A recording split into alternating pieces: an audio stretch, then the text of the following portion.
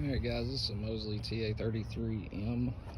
I wanted to kind of show the feed point.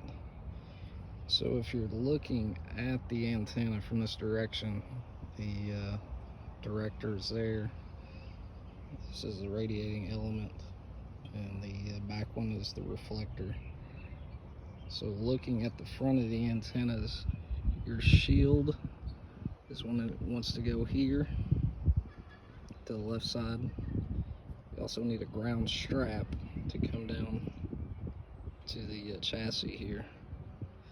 Your center, you want it to come up to this right side. What I did is I put a little electrical tape. I drilled a 1/4 inch hole in each of these because the initial screw, they're made out of brass and they're basically holding this element on. So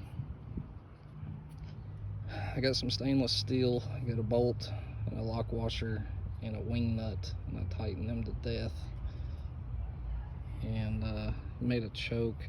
It's not probably a very efficient choke, but it's a choke. It's RG8U.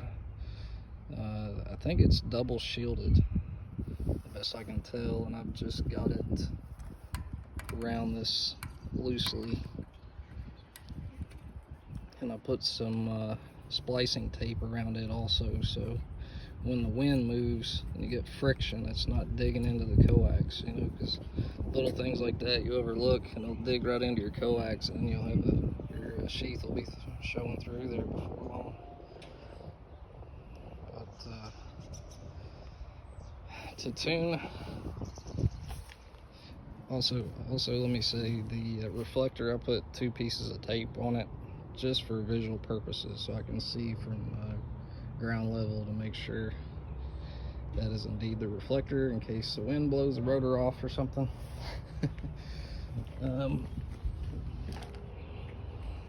Had a friend of mine give me this pole, and I just had enough paint to spray paint it up metallic Rust-Oleum silver.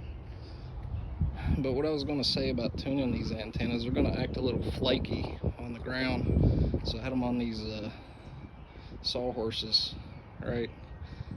And of course this trailer's underneath of it, causing artificial ground issues, which causes the, as many of you know, the resonant frequency will throw off quite a bit. And as you raise it in the air, the SWR will get better. So Mosley says you can't do this, but over the years I've always heard this. If you'll take, and what I did is I took this garbage can right here, and I put the reflector on it, and I stood it straight up.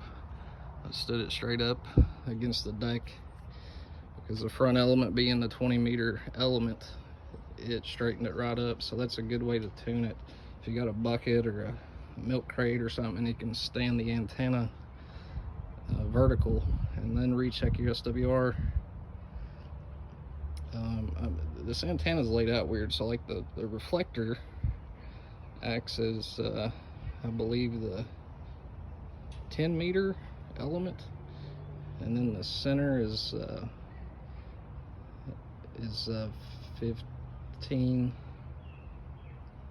Yeah, I believe the center's 15, and the front one is 20 meters, which is weird because the reflector's quite a bit longer. But anyway, I'd have to look at the manual again, but I know the 20's up front and either the 10 or 15's in the back.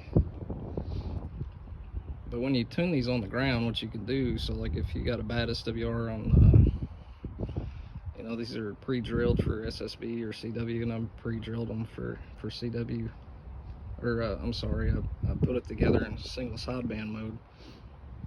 What you want to do is to check the 20-meter, which will probably be the one that gives you issues on the ground. Checking it is raise that front end up off the ground, recheck 20, bring it back down, and then raise the reflector up in the air and check the other bands as well. And that'll give you kind of a ballpark idea, because where the boom is 14 feet, it gives it enough clearance from the ground to not have any like ground losses, like chain link fences, stuff like that get in the way of a truck. So Only thing I'm worried about up there is I'm not sure the size diameter of my mast pipe that's currently up there. So this antenna from the factory only supports up to 1.5 inches, and you can see I just got the 13B2 up there horizontal right now, but it may fit, it may not. If it don't, I'll have to result in this this pole. It is the very thick-walled water pipe. Major overkill for this antenna, but I don't know, is there really such thing as overkill when you have a beam up, you know? But I didn't want the tower to be top heavy, you know what I mean? So because we get some pretty gnarly winds here, we really do. So replaced all the traps this last year. It's been really slow going with this thing. I've just been lazy, honestly. Inside the traps, all the coils were cracked.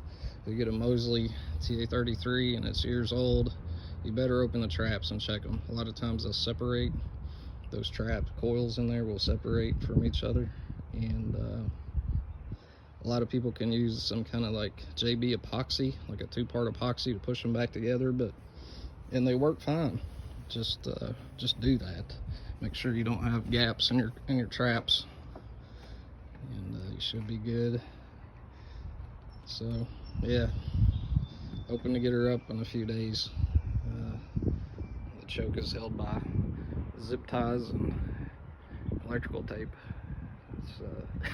I hope these are snug enough, because these are notorious for the reflector in a bad wind will kick up vertical. So